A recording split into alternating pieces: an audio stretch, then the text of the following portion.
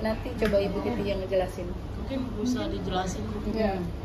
Jadi saya ini kan menjadi pengamat penggiat narkoba itu lama, dari 98. Kemudian saya kan memang keahliannya di bidang bimbingan dan konseling.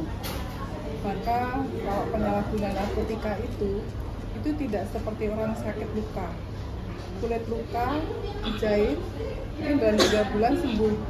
Tetapi kalau penyalahgunaan narkotika itu ada suatu fungsi saraf yang rusak karena obat yang dipakai, karena narkoba yang dipakai, tergantung dari jenisnya apa dia sabu, apa dia ganja, apa happy five dan lainnya, itu akan berdampak kepada fungsi-fungsi saraf otaknya, terutama di logika, rasionalnya, emosionalnya.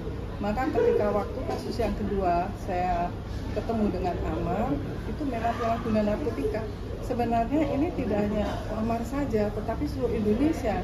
Kenapa jumlah penyalahgunaan narkotika itu terus meningkat ya, dan juga sekarang di lapas itu juga jumlahnya sudah over, karena mereka memang harusnya itu punya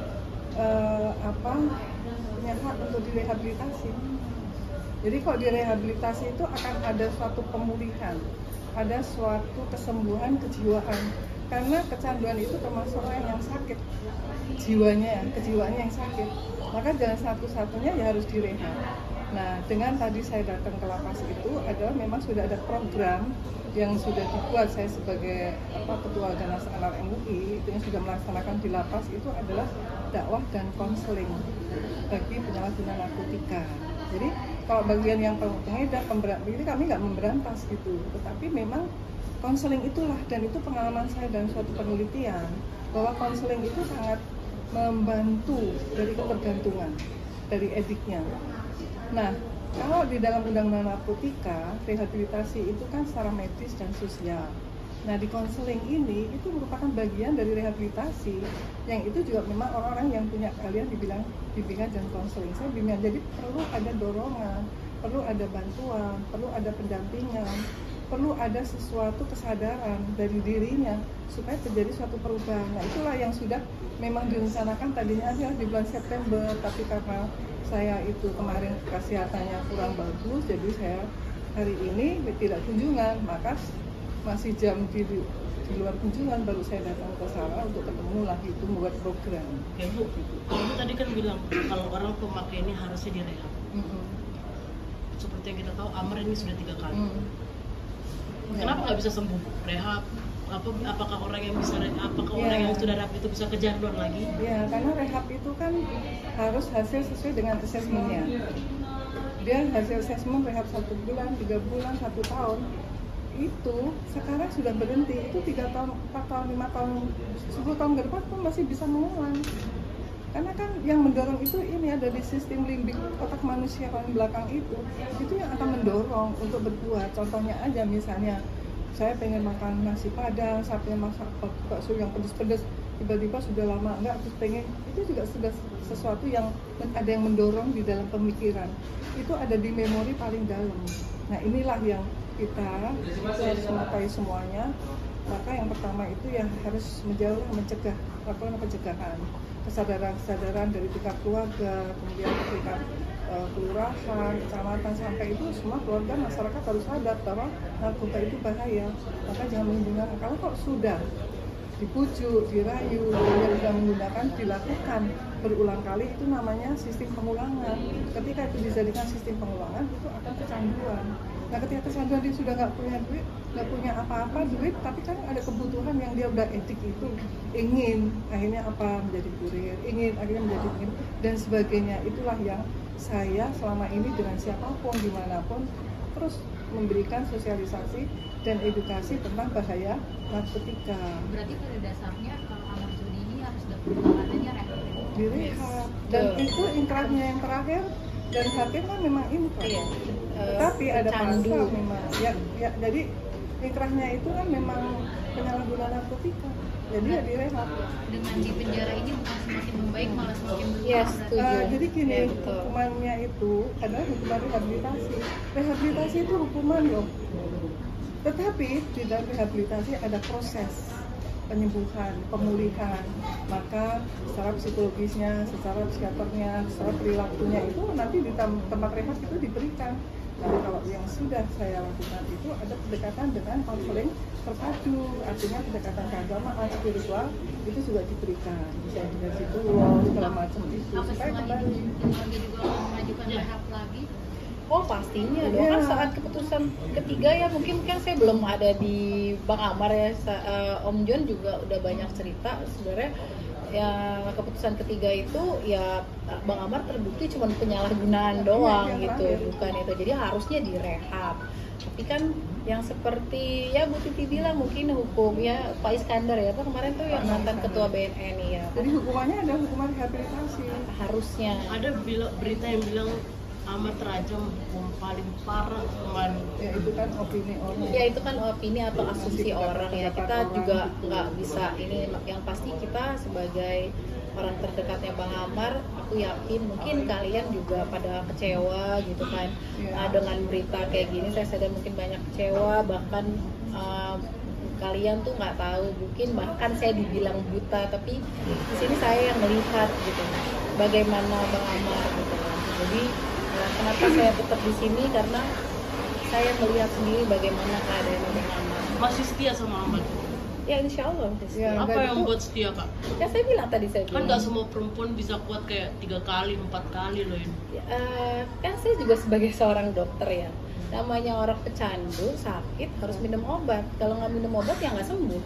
Itu kan tadi juga dijelasin sama Bu Saya Titi berikan konseling. bagaimana. Saya memberikan konseling itu sudah berkali-kali ya. Dan terakhir itu apa bulan Agustus ya. Dan saya menemukan dengan adiknya karena mereka kan sudah lama nggak pernah ketemu. Dan Amar juga sudah berkali-kali minta supaya menjadi anak angkat saya. Dan saya mau tidak hanya Amar aja, tapi yang lain banyak juga menjadi anak angkat saya karena saya ingin generasi kita ke depan, masyarakat kita keseluruhan semuanya, dan saya mensupport program daripada Presiden untuk pada Asta Cita ke-7 itu adalah menciptakan Indonesia bersih narkoba. Nah ini salah satu upaya yang saya lakukan dengan tulus, dengan ikhlas, dengan secara legowo.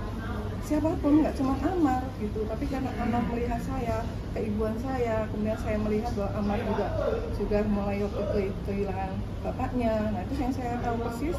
Kemudian juga masalah-masalah keluarga, dan sekarang ini itu kan sebagai seorang perempuan itu kan ada iba, ada keinginan untuk merangkul, untuk siapa yang ingin supaya benar-benar bisa sembuh dan bisa pulih. Itu harapan saya. Maka kalau misalnya Amar kemudian ingin menjadi anak angkat saya, ya saya welcome.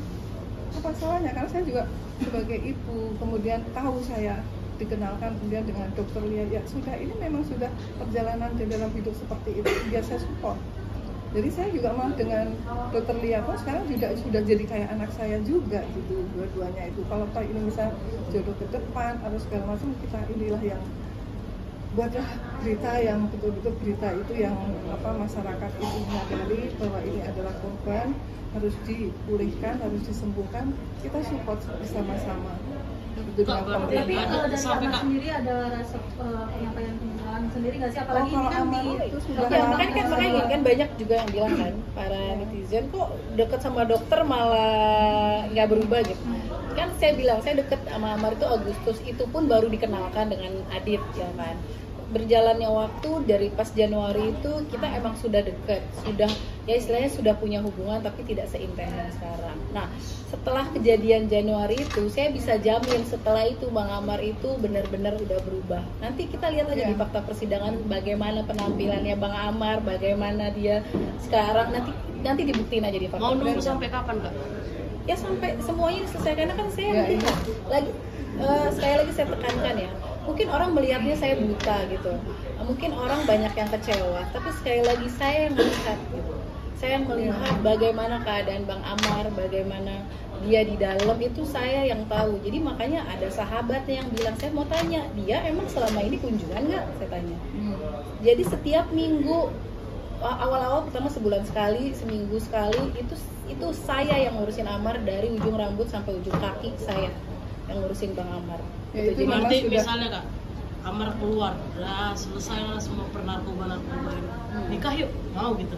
Ya kan Gas. emang Ya, sekarang kalau kan memang kita kan udah jodohnya dewasa ya, berhubungan juga Kita bukan kan nggak berhubungan tahu untuk besok cuman nanti aja nggak gitu. ngerti. At least aku udah dukung, tiba-tiba di luar tidak jodoh itu sudah urusan Tuhan. Balik Iya. lagi rezeki, jodoh, mau itu urusan Allah gitu. Tapi yang saat ini apapun yang terjadi dengan Bang Amar gitu ya, mau saya berkomitmen atau tidak gitu ya.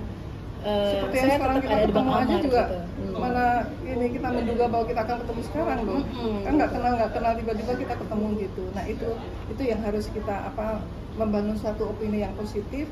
Jadi jangan nanti, tetapi kita support lah semua untuk orang Indonesia yang penyalahgunaan narkotika untuk pulih, untuk bisa sembuh dan untuk direhabilitasi. Tadi kan sempat shock juga pas tahu Bang Amar dipindahin dari Samarinda ke Cipinang ya. Oh enggak dong, karena kan emang itu udah dari Rutan Salemba itu sangat lama dipindahinnya. Pertama dari Rutan Salemba pindah ke Lapas Salemba. Dari Lapas Salemba 3 minggu pindah lagi ke Lapas Narkotika. Dari narkotika pindah lagi ke Lapas Cipinang. Ya itu bukan karena dari kitanya, tapi kan emang prosedur instansi mereka gitu. Kita juga nggak bisa bicara apa-apa gitu. Tapi makanya jangan salah, kejadiannya itu bukan di lapas yang sekarang Bang Amar di sini gitu. Itu kejadiannya waktu di Rutan. Dan ingat ya, di Rutan Salemba pada saat Januari itu putusan Bang Amar kasasi itu belum ada. Jadi sebenarnya Bang Amar itu masih tahanan hakim atau jaksa. Lebih lanjutnya nanti tanya Om John sebagai pengacaranya lagi ya. Yang saya bisa jelaskan itu karena saya juga sudah konsultasi dengan Om John gitu. Jadi Bang Amar itu sekitar Maret atau April gitu ya, saya lupa. Pokoknya setelah Lebaran itu baru keluar kasasi putusannya dari jaksa itu, dari hakim. Jadi sebenarnya dari Januari itu sebenarnya Bang Amar tuh masih tahanan hakim atau jaksa. Tapi kenapa tidak dikabarin gitu kalau emang sampai dinaikkan lagi gitu berkasnya. Makanya wajar dong kalau aku sama Bang Amar shock pada saat di kejaksaan, loh kok jadi gini gitu loh. Karena tidak ada berita apa-apa, saya pikir sudah selesai. Om John juga sudah datang ke Rutan Salemba saat itu gitu kan, dengan adiknya Bang Amar gitu kan. Saya pikir udah selesai, tapi ternyata dinaikin. Ya sudah, mungkin ada hikmah semua di balik ini. Kita tunggu aja nanti fakta persidangannya seperti apa. Supportnya aja mungkin terakhir kan untuk Bang Amar. Pasti dong, supportnya selalu doa, pokoknya banyak sabar gitu ya. Namanya ujian ya, nggak lepas dari hidup, namanya hidup tuh harus ada, pasti ada ujian gitu ya. Allah tuh ngasih ujian nggak mungkin di luar kemampuan kita. Siapa tahu dengan kejadian ini ada hikmah buat kita, buat orang lain atau buat siapa gitu. Tapi yang pasti tetap support sih.